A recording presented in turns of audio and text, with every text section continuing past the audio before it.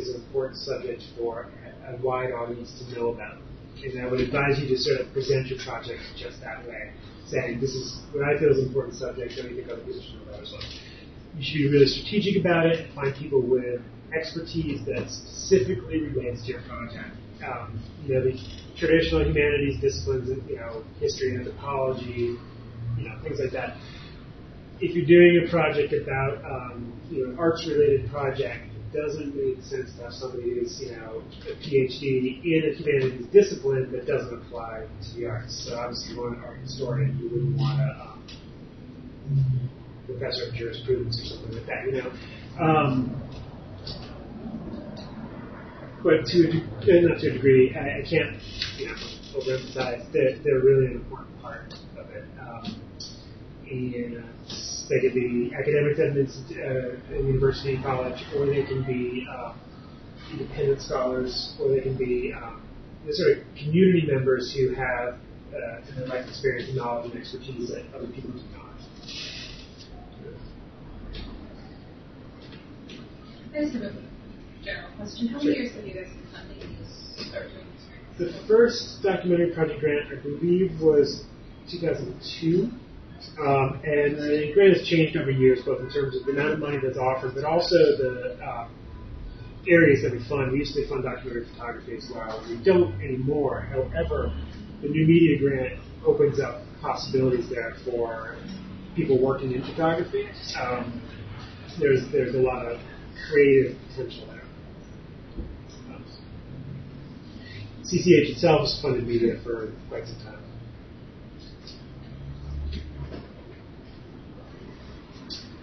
How long do people usually work on a proposal? When would they start? Now it's obviously late for the October deadline. Well, I don't know if it would be late, but I think it kind of depends on what your work style is.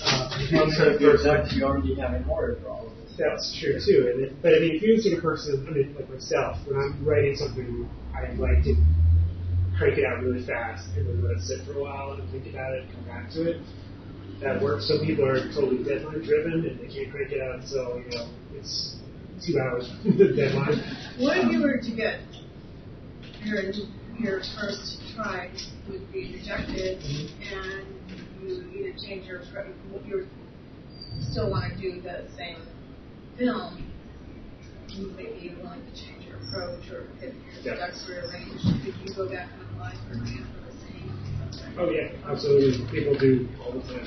I would say though, if you're going to do that, definitely consult with us though, because part of the reason for this workshop is to both help you figure out whether your project is a good fit for the grant line, and if it isn't, not to try to shoehorn it in there.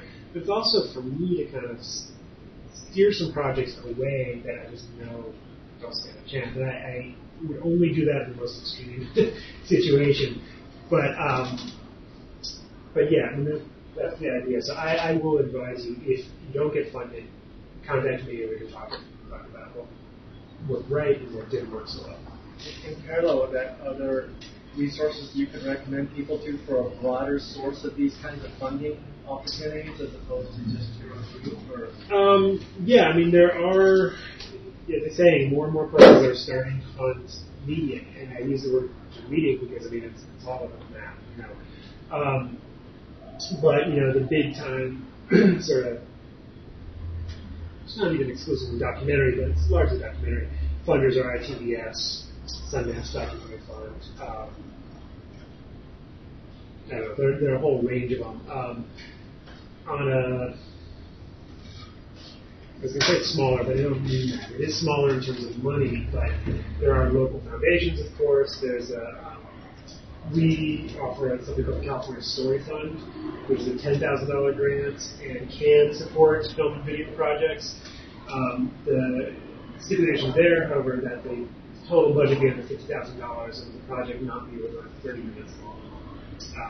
So there are smaller projects, but the next deadline for that will be April 1st. So if the documentary project doesn't come through, it's definitely something to keep an eye out for. And that's a grant that supports a wide range of things. So oral history projects, it's video projects, it's a range of things. What else? I mean, there are a number of really interesting sort of organizations out there now. There's a thing called Chicken and Egg Picture.